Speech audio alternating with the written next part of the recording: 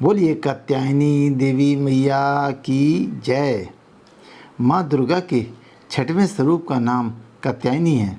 इनका कात्यायनी नाम पड़ने की कथा इस प्रकार है। कत नामक एक प्रसिद्ध ऋषि थे। उनके पुत्र ऋषि कात्य हुए। इन्हीं कात्य के गोत्र में विश्व प्रसिद्ध महर्षि कात्यायन उत्पन्न हुए थे। इन्होंने भगवती परंपरा की उपासना करते हुए बहुत वर्षों तक कठिन तपस्या की थी। इनकी इच्छा थी कि माँ भगवती उनके घर पुत्री के रूप में जन्म लें। माँ भगवती ने उनकी ये प्रार्थना स्वीकार कर ली थी।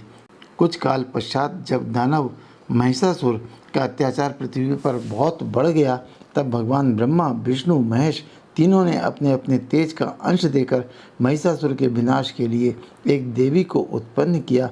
महर्षि कात्यायन ने सर्वप्रथम इनकी पूजा की। इसी कारण से ये कात्यायनी कहलाईं। ऐसी भी कथा मिलती है कि ये महर्षि कात्यायन के वहाँ पुत्री के रूप में उत्पन्न हुई थी।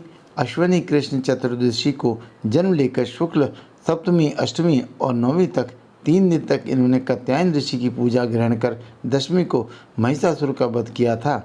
माँ कात्यायनी अमोघ फलदायिनी है। भगवान कृष्ण को पति रूप में पाने के लिए ब्रज की गोपियों ने इन्हीं की पूजा कालिंदी यमुना के तट पर की थी। ये ब्रजमंडल की अधिष्ठात्री देवी के रूप में प्रतिष्ठित हैं। इनका स्वरूप अत्यंत भव्य और दिव्य है।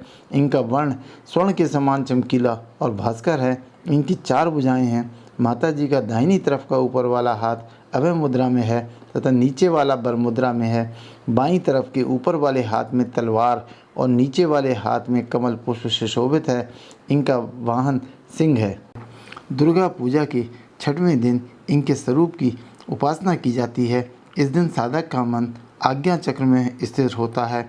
योग साधना में इस आज्ञा चक्र का अत्यंत महत्वपूर्ण स्थान है। इस चक्र में स्थित मन वाला साधक माँ कात्यायनी के चरणों में अपना सर्वस्व निवेदित कर देता है। परिपूर्ण आत्मदान करने वाले ऐसे भक्त को सहज भाव से माँ कात्यायनी के दर्शन प्राप्त हो जाते हैं।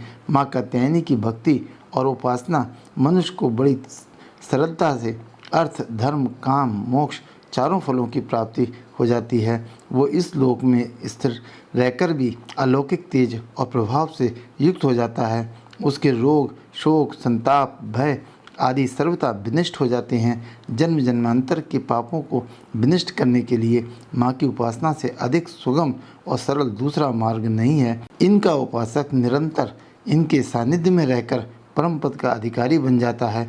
अतः हमें माँ की शरणागत होकर उनकी पूजा उपासना के लिए तत्पर होना चाहिए।